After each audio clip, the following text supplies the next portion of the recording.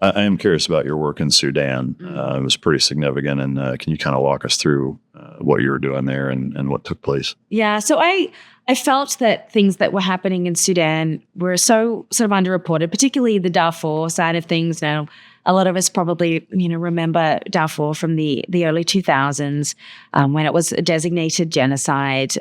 You had militias, a lot of people killed.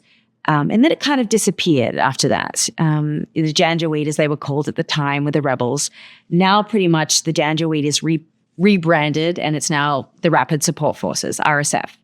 And these are Arab militias that, in a nutshell, are in parts of it. Some of them have lived there. Some of them have come from outside that basically are trying to run as many of the Darfurians, the tribes, in particular the Masalit tribe, a Black African tribe in that area, out of their homeland and take over. It's a very resource-rich area. So there's a lot of gold, there's a lot of copper, there's a lot of things that the outside world wants in that particular region. And so that's really flared. It's sort of flared off and on over the years, those ethnic tensions, but it happened sort of the beginning, I guess, in 23. In that summer of 23, things really flared again where these militias came in. And this time they didn't just target the rural areas as they had in the past. They went into the cities, into El Janina, into El Fasher.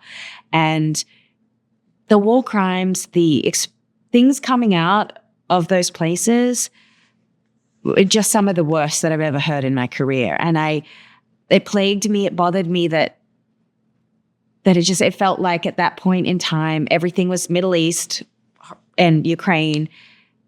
And I think, it's easy to forget there's a whole other world of things that are happening. And much of my work has been driven by trying to bring, a light on some of these things that are happening in the world that maybe aren't always going to be headline news. The stories, that came out of there and the targeting of women, the sexual violence, the way that the inhumanity of what human beings are capable of. It's hard to think that, we're all these militias,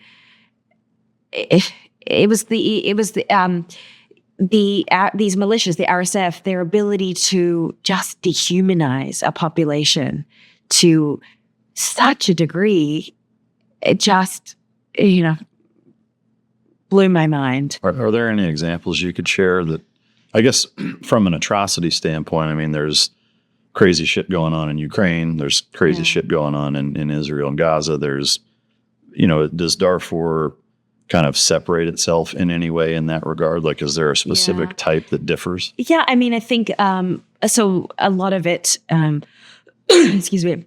So with the women stuff, it was, there was no, they will rape children, they will rape babies, they will basically cut limbs off people, women, it doesn't matter. They will, again, this isn't like the worst atrocity in the world, but it just shows you the sense of dehumanization, like taking some of the Masalit tribes and basically like putting a dog collar on them and making them bark and walk down the middle of the street, refusing to allow anyone to bury the dead, burying people alive. And if anyone was buried, as a sort of a ritual, which is very, important in a lot of societies, particularly in Islamic societies, and then making them go and dig that grave back up again because they are refusing to allow people to, I guess, have that final sense of goodbye. And that was very scarring to people. Just execution, and particularly with the men, they would just, if you were, part of the tribe they didn't like and you were trying to flee, you were going to be lined up and executed. And then, the women, they may or may not let go depending on the situation, but, the more that they could inflict horrific damage on people, then, that's a tool. That's why we say sexual violence is a weapon of war, because that's how it's used as a weapon of war.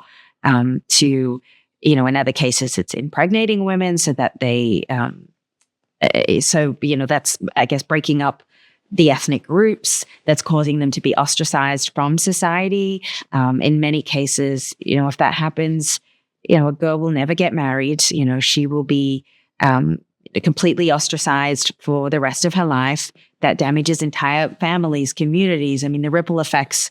And this was just a systematic tool, I think, that was just carried out with such, chilling. It was such a chilling approach.